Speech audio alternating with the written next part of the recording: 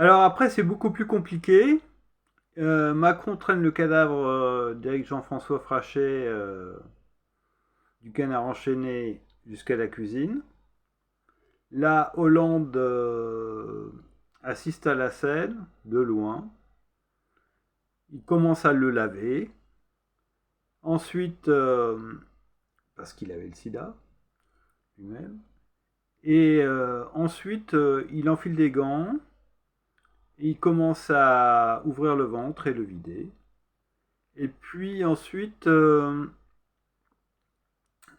fois vidé, il décide puisque j'ai oublié, oui, j'ai complètement oublié, mais après avoir trucidé ce type à coups de couteau, il lui a éclaté la tête au revolver devant tout le monde. C'est pour ça que les autres sont partis assez vite. J'ai complètement oublié cet épisode. Euh, donc ensuite, ce qui se passe, c'est que ils sont dans la cuisine. Ils décident de sortir les yeux parce il semblait qu'il le regardait droit dans les yeux. Donc il lui sort les yeux de la tête.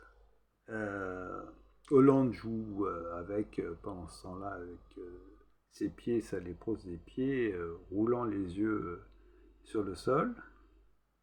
Ils sont dans un état second. Hein. Il faut dire que mentalement ça va pas bien. Sans douter.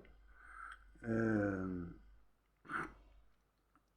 donc il ouvre le ventre, ensuite il détache les membres, parce que d'après lui, il sait faire. Il a son CAP de cuisinier, préparateur, traiteur. Et donc il se rappelle des gestes, du couteau qu'il faut, etc. Euh, il argumente, il discute avec Hollande de tout ça.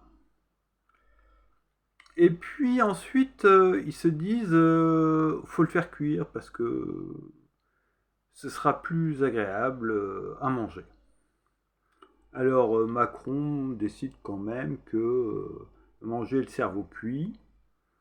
Par contre, il hésite pour les parties sexuelles parce qu'il croyait qu'elles étaient cuites déjà. Donc il a avalé les parties génitales de Jean-Éric Jean-François Frachet.